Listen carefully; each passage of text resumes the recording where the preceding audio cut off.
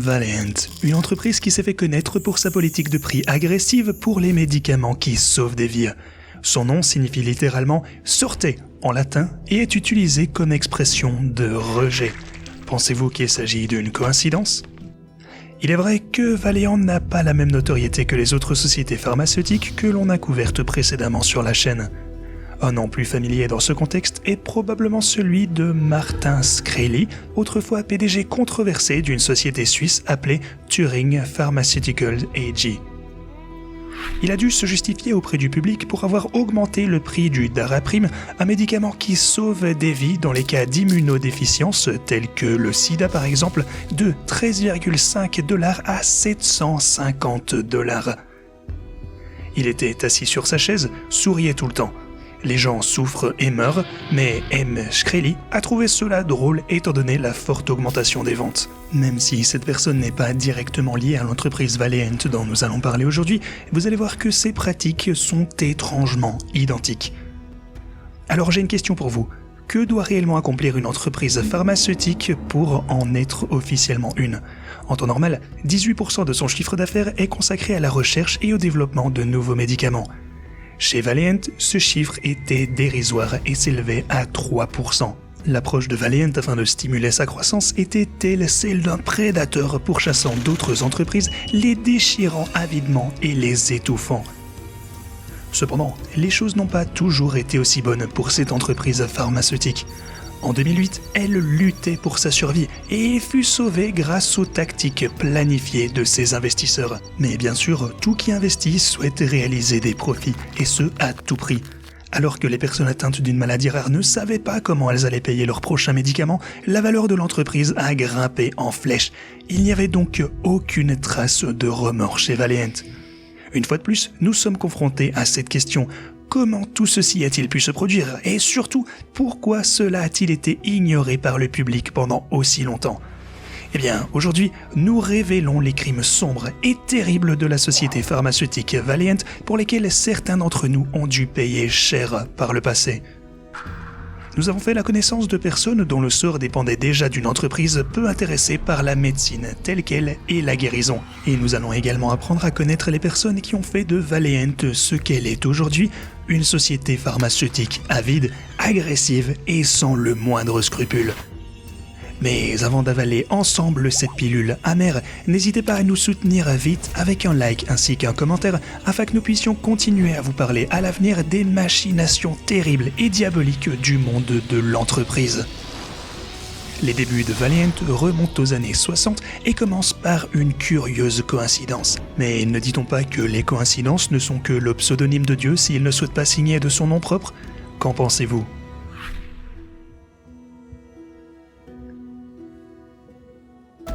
Les origines de Valeant remontent aux années 1950. La société pharmaceutique, alors appelée à l'époque ICN, a été fondée seulement dans un garage du comté d'Orange, en Californie, par un homme d'affaires connu sous le nom de Milen Panic. Panic, ça ressemble un petit peu à panique, vous ne trouvez pas ? Et c'est vrai, encore une fois, les coïncidences, ça n'existe pas. Milen n'était pas seulement un homme d'affaires, mais aussi un coureur cycliste olympique originaire de Yougoslavie qui ne retournait dans son pays d'origine que durant les années 1990, et ce pour devenir Premier ministre. Ceux qui connaissent l'histoire du pays savent peut-être que ce n'était pas une sage décision. La Yougoslavie a ensuite sombré dans la guerre ainsi que la haine ethnique. L'entreprise laissée par Milen, qui deviendra donc Valeant en 2003, ne s'en sort pas beaucoup mieux à l'époque. Elle a été complètement gâchée par les années de pouvoir de Milen en raison d'une mauvaise gestion ainsi que d'une série de procès. À ce stade, on aimerait vous présenter Mike Pearson. Mais qui était-il et qu'a-t-il à voir avec Valeant ? Eh bien, énormément de choses comme vous allez le voir. Ne pariez pas sur la science, pariez sur le management, a dit Mike Pearson. Mike est né en Ontario en 1959 et y a également grandi. Il a eu une enfance insouciante, il aimait la nature ainsi que les villes australiennes. À 12 ans, il déménage dans le New Jersey avec ses parents. Il était un peu maladroit, un peu en surpoids et avait une tête qui semblait stupide. Et pourtant, en 2008, le PDG de la société Valeant l'a nommé à un poste direction. Du coup, il est devenu PDG par la suite. Lorsqu'il monta sur le trône de cette société pharmaceutique à cette époque, ses actions valaient 13,24 $ chacune. Et 7 ans plus tard, elles avaient multiplié leur valeur par 19. Bien sûr, quelqu'un a dû payer cher pour passer à 252 $ par action. Mais qui ? Alors, comme tant de fois durant l'histoire, eh bien, ce sont des gens comme vous et moi. Des gens impuissants à la merci d'entreprises comme Valeant. Mike Pearson était devenu un criminel potentiel. Nous sommes devant un tribunal, une enquête du Congrès sur les augmentations inhumaines et extrêmes des prix de médicaments Valeant fait rage. Le juge déclare « Monsieur Pearson, les variations de prix de vos 30 meilleurs produits étaient de 78% l'année dernière. Cela ne peut vraisemblablement pas être dû à la recherche au développement, secteur pour lequel vous ne dépensez pas beaucoup d'argent. » Mike répond « Oui, on dépense 8% par an en recherche et développement. » Et le juge de répondre « Stop, stop, stop !» Tout le monde s'arrête. À l'audience, on a parlé de 3%. Ne m'obligez pas à ressortir les documents. Vous l'avez compris, nous sommes face à énormément de mensonges. Et là où il y a un cafard, il y en a généralement d'autres. Mike n'était pas le seul sur la sellette à ce moment-là. Assis à côté de lui se trouvait son partenaire et l'un des plus grands investisseurs également de Valeant, Bill Ackman. Nous en découvrirons davantage sur lui plus tard dans cette vidéo. Le juge dit alors « Monsieur Ackman, pouvez-vous nommer un médicament dont le prix Valeant n'a pas énormément augmenté après que vous ayez acheté son fabricant ?» Dans ce cas, Ackman a répondu « Désolé, je ne les connais pas par cœur sur la liste de prix. » À ce moment-là, le juge répond une fois encore « Monsieur Pearson, donnez-moi un médicament dont le prix n'a pas augmenté excessivement après que vous ayez acheté son producteur. » Mike a ceci répondu « Ce n'est pas arrivé aux États-Unis. » En fait, il ne s'agissait tout simplement pas de chercheurs qui souhaitaient réellement aider les gens. Ils ne faisaient pas des recherches pour les malades. Il s'agissait simplement d'hommes d'affaires au sang-froid dont seul le profit était intéressant. Alors, que s'est-il passé exactement entre 2008 ainsi que 2016 ?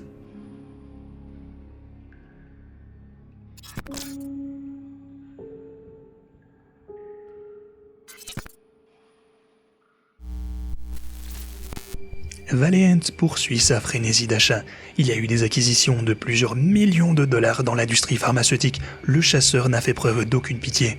En mai 2010, Valeant a acquis Aten Pharmaceutics qui produit principalement des médicaments contre les maladies métaboliques, circulatoires ainsi que neurologiques pour l'équivalent de 318 millions de dollars. Peu de temps après, c'est au tour de Bosch et Lumb qui seront achetés pour 8,7 milliards de dollars. Mike se tenait fièrement devant la caméra en 2010 et se vantait « Notre stratégie est très simple. Depuis que j'ai pris la direction il y a 3 ans, nous avons racheté 22 sociétés. Nous aimerions bien sûr continuer ainsi, sinon nous ferons autre chose. » Pour les sociétés pharmaceutiques, cela ressemblait presque à une menace. Et d'une certaine manière, c'était en quelque sorte le cas, parce que soudainement, Valeant a englouti plus de 100 sociétés pharmaceutiques. C'était déjà en soi immoral, mais un regard au plus profond des abîmes nous montrera que les choses pourraient être encore bien pires que cela. La fusion de Valeant ainsi que BioVail en 2010 n'a pas été réalisée par pure charité ou pour finalement créer quelque chose de bien pour les patients. Bien sûr que non.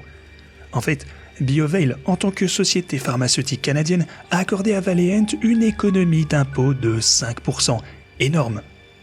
Des années plus tard, Valeant, aux côtés de Burger King, une autre société géante qui a également économisé des impôts grâce à cette tactique, témoignera devant le Congrès sur les avantages potentiels de cette inversion fiscale. Je pense que vous commencez à comprendre le thème récurrent de cette vidéo. Tout était question d'argent avec Valeant. On disait déjà de Mike qu'il aimait voyager du Canada aux États-Unis le week-end dans son jet privé avec ses fans ainsi que ses amis, et ce, pour assister à des matchs de basketball. Mais alors, qui a payé le champagne, le caviar ainsi que les vols privés à travers le monde ? Eh bien, il doit sa richesse aux patients souffrants et mourants qui ont investi leurs dernières économies dans ces fameux médicaments salvateurs. Laissez-moi vous raconter l'histoire de John. John est un homme normal qui vit aux États-Unis avec sa femme. Il l'a rencontrée au cours des années 80 et il savait qu'il comptait vieillir avec elle. Ce qu'il ne savait pas alors, c'est qu'elle était gravement malade. Elle souffrait en fait de la maladie de Wilson, une maladie rare dans laquelle le foie est incapable d'excréter le cuivre. Cela signifie que la substance s'accumule, et ce jusqu'à ce que mort s'ensuive. Il y a cependant de l'espoir, un seul médicament. John se souvient avoir retiré $30 par mois sur son compte d'épargne afin d'acheter un paquet de Cyprine, un médicament qui prévient l'empoisonnement au cuivre en aidant le foie à le décomposer. Jusque dans les années 1960, il n'existait aucun remède contre la maladie lorsqu'un médecin a finalement découvert le médicament qui est encore aujourd'hui appelé Cyprine. Un jour, juste après Noël, sa femme l'appelle depuis la pharmacie. Le prix des comprimés totalement vitaux est désormais passé à $20 000. John est complètement dévasté. Il n'a aucune idée de la manière dont ils se permettront d'acheter les médicaments à l'avenir, et il sait très bien ce qui se passera si sa femme arrête de prendre ces fameuses pilules. Vous réalisez que ces types augmenteront le prix quand et comme ils le souhaitent, quelles qu'en soient les conséquences sur les clients. Poussé par le désespoir et la rage, il a enquêté sur les prix exorbitants parce qu'il voulait comprendre ce qu'il s'était passé. Il dit pendant 20 ans, Merck vendait la pilule pour $1. En 2007, le prix a doublé. Nous avons maintenant $80 000 de médicaments dans notre réfrigérateur. Une pilule coûte désormais $200. Pour les personnes comme ma femme qui ne peuvent pas vivre sans ces pilules et sans ces médicaments, cela signifie simplement une mort certaine. John finit par apprendre qu'une entreprise canadienne appelée Valeant a acquis la société pharmaceutique Aton. Merck a acheté les pilules auprès d'Aton Pharmaceutique et cela a résolu le mystère du prix. John et sa femme ne sont pas les seules victimes de Valeant. Grâce à l'acquisition de plusieurs petites sociétés pharmaceutiques, la masse de médicaments vitaux ainsi que le nombre de consommateurs était extrêmement important. Des milliers et des milliers de patients ont appelé la commission et ont raconté leur histoire personnelle. Ils se sont vus forcés de vivre sans médicaments et ont risqué leur vie dans le processus. D'autres ont déclaré avoir dû sauter des doses ou stocker de la Cyprine à la maison. Ils avaient bien sûr peur, ils craignaient de perdre les précieux médicaments qui les maintenaient en vie jour et nuit. Voici d'ailleurs une autre histoire témoignant des atrocités de Valeant.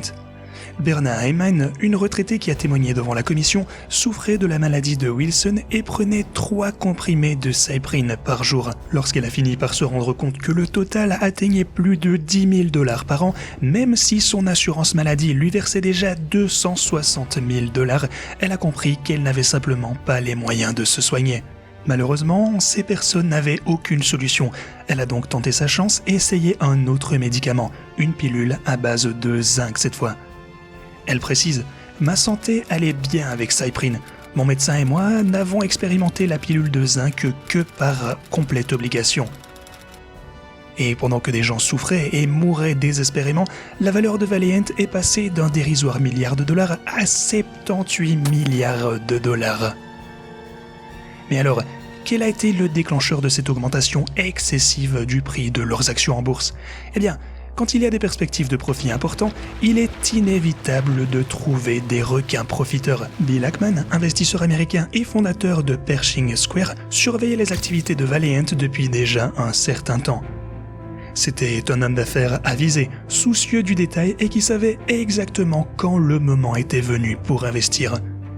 Dans une interview, il a déclaré « Oui, c'est maintenant le meilleur moment pour ceux qui ont gagné de l'argent à investir quelque part. C'est absolument le cas. » Un jour, il décide d'investir $7,1 milliards dans la société pharmaceutique Valeant. Ne vous inquiétez pas, c'était une somme dérisoire pour lui, il pouvait se le permettre. Et d'ailleurs, vous pouvez être sûr que lorsqu'un homme comme Bill investit autant d'argent dans une entreprise, il y a forcément quelque chose qui se cache derrière tout cela. D'ailleurs, il n'était pas le seul à s'impliquer à ce moment-là. Value Act, une société d'investissement mondiale, ainsi que son fondateur Jeff Ubben, qui n'aimait rien de plus que d'investir dans des entreprises lucratives et de profiter de cette transaction, ont soudainement acquis une participation de la hauteur de $13,2 millions dans Valeant en 2006. D'importants ténors de capitaux avaient désormais la main sur leur part du gâteau. Et Nike était déterminé à rendre ses investissements rentables, et ce, quel qu'en soit le prix. Le sort des patients qui allaient payer le prix du sang ne lui importait pas vraiment. Après tout, il ne les connaissait pas personnellement, pourquoi s'en soucier? Mais par contre, ce qu'il connaissait très bien, c'était ses investisseurs et il voulait voir des ventes.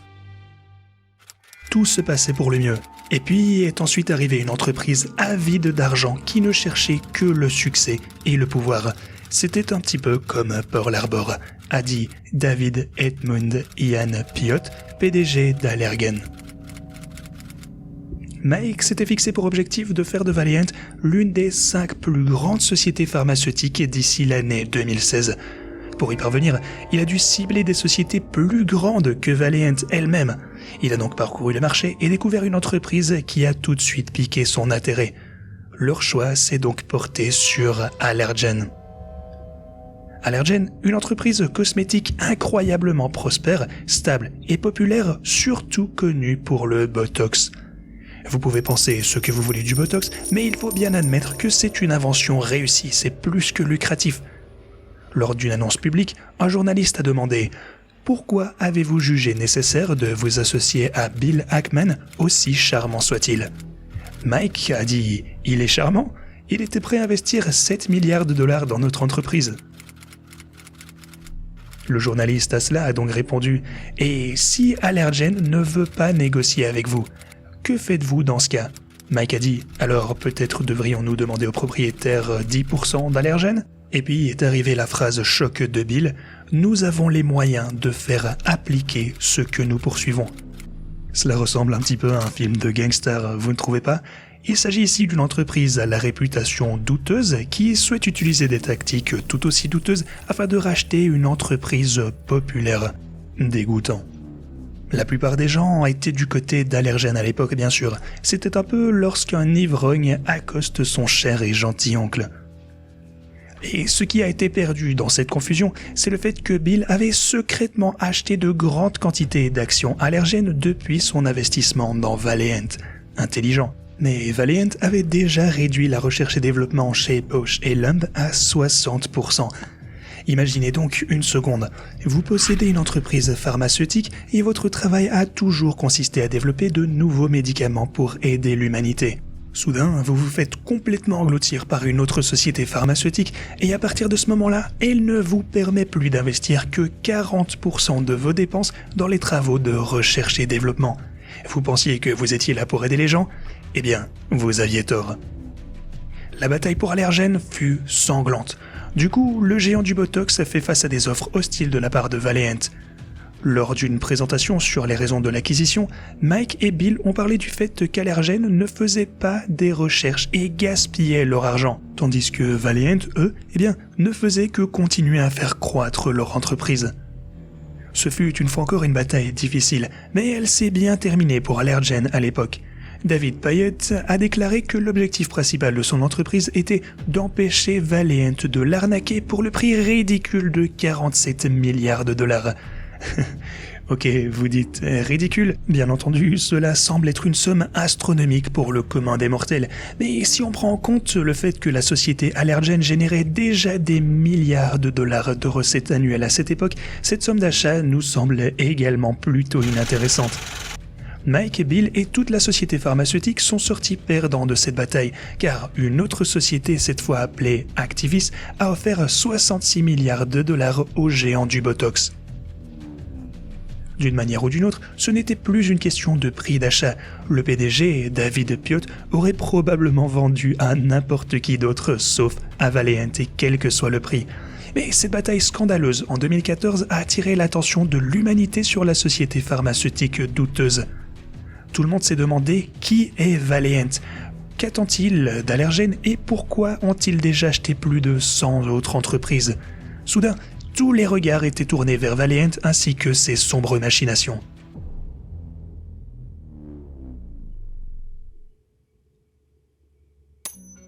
Chaque histoire a toujours deux faces différentes et généralement, il n'y a pas que des méchants, mais il y a aussi des héros bien sûr. Tournons-nous maintenant alors vers les spéculateurs du marché baissier ou bear market. Vous les connaissez? Non? Eh bien, nous non plus. On a alors fait quelques recherches et on a découvert que les spéculateurs du marché baissier sont également connus sous le nom de vendeurs à découvert et parient sur la baisse des prix des actions en bourse. C'est comme ça qu'ils gagnent leur argent. Certains vendeurs à découvert lancent des attaques ciblées pour faire baisser artificiellement le prix de certaines actions. D'autres analysent méticuleusement les entreprises et voient si leur activité est solide. L'une d'entre elles s'appelle Fahmi Kadir. Elle est originaire du Bangladesh et voulait réellement devenir mathématicienne. Mais désormais, elle ne peut plus imaginer sa vie sans son travail de spéculatrice sur les marchés baissiers. Fahmi n'a que 30 ans et, avec ses lunettes de soleil ainsi que son long manteau noir, elle ressemble à un agent secret. Elle déclare « Il y a des gens qui ne m'aiment pas. La direction de Valeant en fait très certainement partie. Aujourd'hui, Fahmi n'est pas seulement connue pour ses grandes entreprises douteuses. Son succès énorme dans l'affaire Wirecard en 2018 a également fait d'elle un nom bien connu du grand public et surtout du monde de la finance. À l'époque, Fahmi avait parié contre l'entreprise Wirecard après avoir découvert des informations selon lesquelles la société était impliquée dans le blanchiment d'argent. Elle fut l'une des premières à le faire et gagna d'énormes sommes d'argent. Ainsi, tandis que tout le monde considère Valeant Pharma comme la société qui s'enthousiasme pour sa conquête d'autres sociétés, eh bien, elle, Fahmi, voit un château de cartes instable dans lesquels les gens mentent, se trompent et se fraudent à profusion. Ces spéculateurs sont bien sûr très bien au courant de ce qu'ils font, et ils ne sont pas seulement des étrangers, mais aussi des professionnels dans leur domaine. Par conséquent, si vous recevez une lettre de leur part vous informant que l'entreprise dans laquelle vous avez investi énormément d'argent présente un certain nombre de faiblesses et qui est sur le point de s'effondrer, vous devriez au moins envisager la possibilité que ces déclarations aient un certain mérite. Eh bien, visiblement, c'était le cas. Un jour, un spéculateur baissier bien connu a écrit à Bill pour lui dire que Valeant faisait des choses malhonnêtes et que les mensonges ont les jambes courtes. Il lui a donc conseillé de quitter l'entreprise. Mais Bill, arrogant et complètement satisfait de sa situation, a nié tout doute sur Valeant et surtout sur son président, Mike. La relation entre les deux hommes d'affaires était en fait étrange. On avait le sentiment que Mike avait jeté un sort à son partenaire Bill. Bill n'était en fait plus en mesure de prendre des décisions sages et prévoyantes, il était obnubilé. De plus, Bill fait partie de ces personnes qui ne peuvent jamais arrêter de parier. S'il avait quitté Valeant à ce moment-là, il aurait été plus riche qu'il ne l'était déjà, car le titre continuait de grimper en bourse. Ainsi, ce que les autres pouvaient voir si clairement, Bill, aveuglé, ne pouvait plus du tout le reconnaître. D'ailleurs, même les investisseurs les plus avisés ne sont probablement pas à l'abri des perturbations de perception et de déception de la bourse. Peu de temps après avoir perdu la bataille d'Allergent, Valeant rachète Dynreo, fabricant de vaccins contre le cancer qui était à l'époque en faillite. Le marché avait simplement ignoré les inquiétudes, point final. À ce moment, Andrew Left, employé dans une société de recherche, reçoit un appel d'un ami en Californie. Il lui a dit qu'une pharmacie appelée R&O Pharmacy poursuivait l'entreprise en justice étant donné qu'elle lui avait réclamé de manière inattendue 69,9 millions de dollars, prétendument sans jamais émettre de facture. La pharmacie, bien entendu, n'avait que deux explications possibles pour la demande de ce paiement en question. Soit ils avaient tous deux été victimes d'une fraude, soit c'était Valeant eux-mêmes qui étaient les fraudeurs. R&O ont renvoyé une lettre à Valeant pour demander des éclaircissements, mais le géant pharmaceutique a tout simplement cessé de répondre à leur message. La pharmacie s'est donc adressée au tribunal. Valeant a allégué que R&O ne faisait en fait pas du tout affaire avec eux, mais avec Philidor, bien que l'enquête d'Andrew ait déjà clairement montré que Philidor était directement lié à Valeant. Mais alors, on se pose la question, qu'était réellement Philidor ? À première vue, Philidor était un apothicaire inoffensif, simple à utiliser, rapide mais cher. En y regardant de plus près cependant, ce qu'on peut voir c'est qu'il n'y avait rien d'inoffensif. Valeant souhaitait vendre ses produits en tant que fabricant de médicaments. Alors, pour stimuler les ventes, il avait besoin d'une pharmacie capable de facturer officiellement tous les médicaments via une assurance maladie. Andrew avait découvert que Valeant avait récemment tenté d'ouvrir une nouvelle pharmacie, ce que les autorités leur avaient refusé. La pharmacie fictive Philidor était donc la solution idéale pour leurs problèmes. En fait, il s'est avéré que Valeant facturait à Philidor des médicaments complètement hors de prix. Vous vous doutez bien que si les patients y avaient fait leurs achats en personne, ça n'aurait trompé personne. Ils se seraient immédiatement rendus compte que, par exemple, leur crème contre la mycose des ongles, qui est d'ailleurs habituellement inefficace, coûtait soudainement plus de 1000$. Mais la facturation passait par les caisses d'assurance maladie et elle n'en avait donc aucune idée. Andrew avait également trouvé des preuves selon lesquelles jusque 70 fausses pharmacies de ce type avaient été inscrites au registre du commerce et ce, par le même avocat.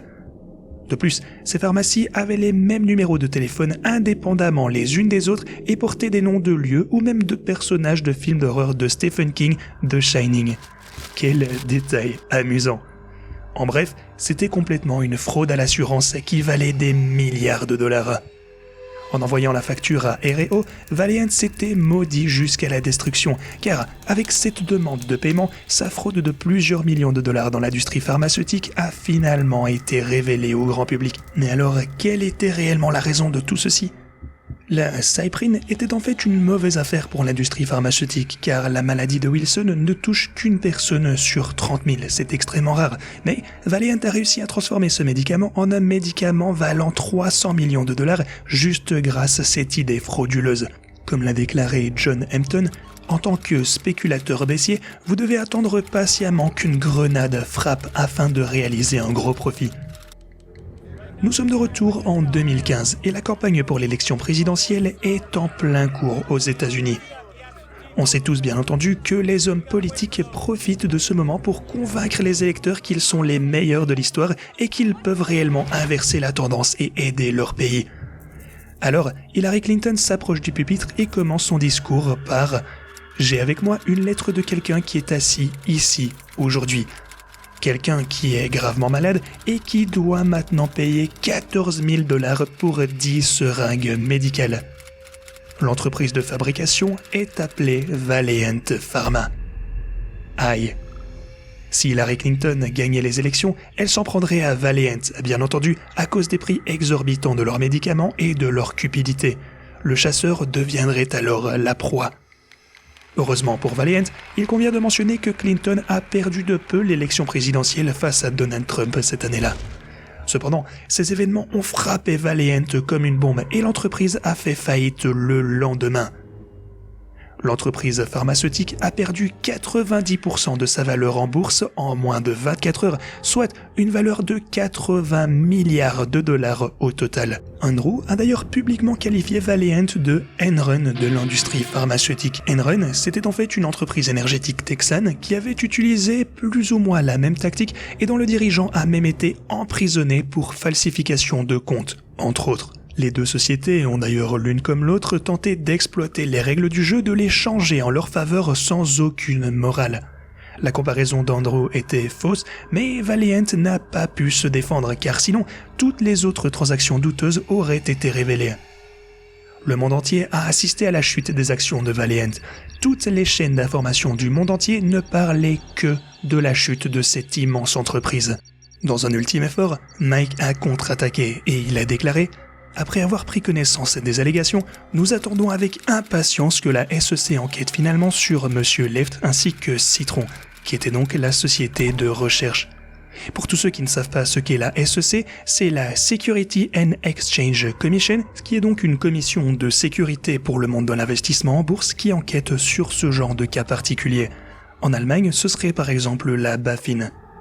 Peu de temps après, Mike a quitté l'entreprise parce qu'il était gravement malade. Ironiquement, le même jour, les machinations de Valeant ont été révélées au public. Et d'ailleurs, même si ce n'était pas lui qui avait mis la société pharmaceutique dans cette situation difficile, curieusement, tout le monde pensait qu'il était le seul à pouvoir la sauver.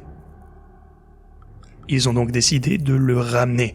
Lors d'une conférence des membres du conseil d'administration, chacun d'eux n'a pas tardé, vous vous en doutez, à nier toute responsabilité dans les affaires mentionnées. Et Bill a défendu Valeant pendant près de 4 heures contre toutes sortes d'accusations possibles. Il a même déclaré « Même dans les meilleures entreprises, les choses ne se passent pas ainsi. Le plus important dans les entreprises qui traversent un scandale, c'est qu'elles apprennent de leurs erreurs et soient prudentes. » Et peu importe combien il parlait, les actions n'arrêtaient jamais de chuter. Même si Mike avait non seulement gardé de sombres secrets dans les affaires, mais avait aussi souvent fait la une des journaux négatifs dans sa vie privée pour conduite sous influence, Jeffrey Urbane de Value Act souhaitait le garder au conseil d'administration. Il a déclaré « Mike est la personne idéale pour ce poste. Il est intelligent et convaincant, je pense qu'il devrait être avec nous. » Mais tandis que Jeffrey faisait l'éloge de Mike, Bill, lui, voulait se débarrasser de son PDG gênant. Il faisait confiance à Mike depuis trop longtemps et avait ainsi perdu bien trop d'argent. Il a dit « À mon avis, Mike avait perdu la tête. Le conseil d'administration m'a demandé de le licencier. » C'est ce qu'il a déclaré lors d'un entretien devant la caméra. Bill a repris le conseil d'administration, a expulsé Mike de l'entreprise et a fait venir ses amis. Mais les actions de Valeant ont continué à chuter. Il semblait trop tard pour tenter quoi que ce soit. Aujourd'hui, Bill admet qu'il a commis une erreur auprès de la société pharmaceutique. Il avait adopté une position passive et avait laissé Mike décider de la plupart des choses importantes tout seul jusqu'à ce qu'il soit finalement trop tard pour réagir. Bill était généralement un investisseur prospère, mais avec Valeant, il n'avait pas vu la fin ni la destruction de l'entreprise arriver. Il a perdu 7,7 millions de dollars par jour alors que les actions de Valeant entraient dans une chute rapide et inarrêtable. D'ailleurs, en 2016, même les vautours avaient perdu tout espoir en l'entreprise Valeant. Le concept que Valeant avait poursuivi pendant toutes ces années a failli fonctionner jusqu'à la fin, et presque seulement.